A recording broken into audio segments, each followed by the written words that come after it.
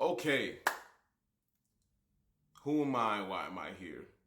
My name is Mr. McKinnon, Curtis McKinnon, and as you can see behind me, I've been a wrestling fan for a very long time, since probably 1999. And I'm making this video to explain how The Rock became the villain after all this time, after being the people's champ for forever. Look, I got an Iron Paradise shirt on, the belt from arguably the best time in pro wrestling in the Attitude Era, and in my personal favorite time in 2002 when all my favorites held the title. And it's important for me to give you that backdrop because I do a lot of things. I host open mics, I make music, I've done commercials, I've done improv, comedy, a little bit of acting, make music and songs, all these different things. And I'm into a lot. So today was the day that I'm like, I don't care. I don't care. At the expense of pissing off one of my childhood heroes, for real, I need to explain how The Rock became the villain this weekend.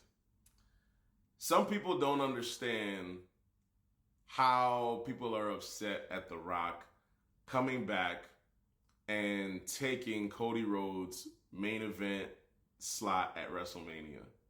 Again, I've been a fan for a long time. I've been to 6 WrestleManias. I live in Orlando, Florida. Let's be clear. The Performance Center in NXT is right up the street from me. I've been to 6 WrestleManias. WrestleMania 24 was my first one in Orlando. WrestleMania 27 in Atlanta. WrestleMania 28 in Miami. WrestleMania 30 in New Orleans. It's the furthest I went for WrestleMania. WrestleMania 33 in Orlando. WrestleMania 35 in Tampa, Florida. I've been to 2 Royal Rumbles, 2016 in Orlando and 2024 just now in St. Pete at Tropicana Field. Drove all the way down there to see who was going to win the Royal Rumble, CM Punk or Cody Rhodes. You know it's going to be one of those two. And I've been to infinite NXTs. So that's my backdrop for my wrestling knowledge. If you feel like this guy is just whatever. If you're still watching, then you care what I'm about to say. People are like, damn, Curtis. Listen, we wanted The Rock versus Roman Reigns. Wanting The Rock versus Roman Reigns is not the issue. The issue is timing and how politics and power came into play with this. And while it's being framed as giving the fans what they want, there's nuances to it.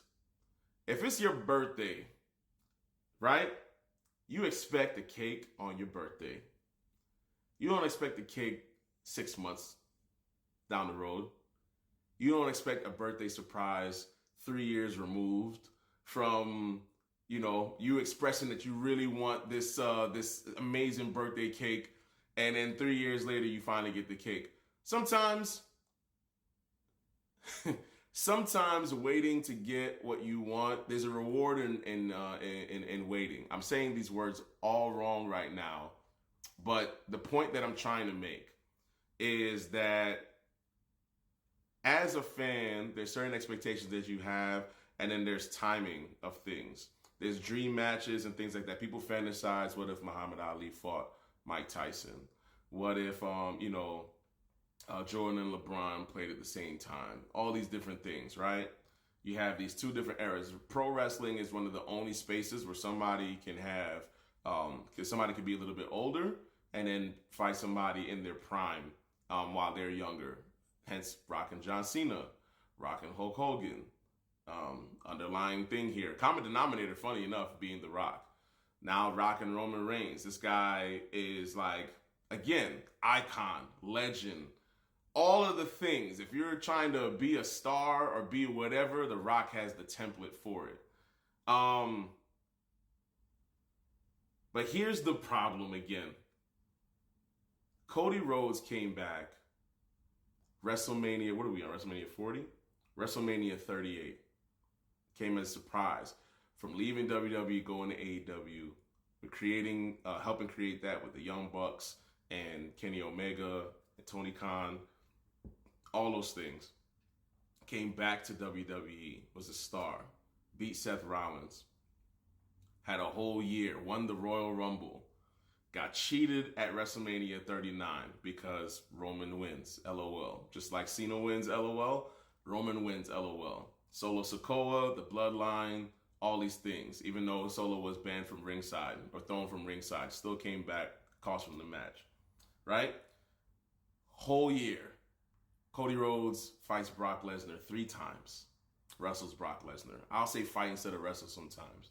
If you're a wrestling fan, whatever. You know, I don't have to use disclaimers with y'all. Fights Brock Lesnar 3 times. Beats him.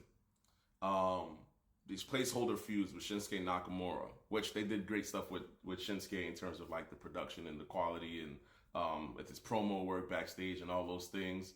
But the point is, fans waited for over a year, now 2 years, for this guy to finish the story. They made a whole game, WWE 2K24. The whole template is finish the story. Finish the story. It's right there. When you win the Royal Rumble, you go to main event the biggest night in wrestling, period, since 1985. You go to main event the biggest night in wrestling. This guy won the Royal Rumble twice. I drove from Orlando. I couldn't go with nobody. I hit all my friends up. Anybody I knew that was into wrestling. Nobody could make it. They had plans. They didn't have money, whatever. I said, screw it. I'm going to go because this is a new boom period. This is a new hype time in wrestling right now. And I'm going to go down there because I want to see the steps, because I'm not going all the way to Philly for a chance to have Cody Rhodes lose again, because I know how WWE is. Again, I've been a fan for a long time. So I'm going to go down there and see the Royal Rumble because it's exciting. This man won the Royal Rumble. I watched with my own 2 eyes after he won, pointed up at the skybox at Roman Reigns, saying that he's coming for him. Saying that he's coming for him. I watched it. I was there. Spent my money and my time like any fan would. I'm not as special because I'm a fan that spent money. All the fans spend money. But the point is, I made it my business to want to go see this thing live.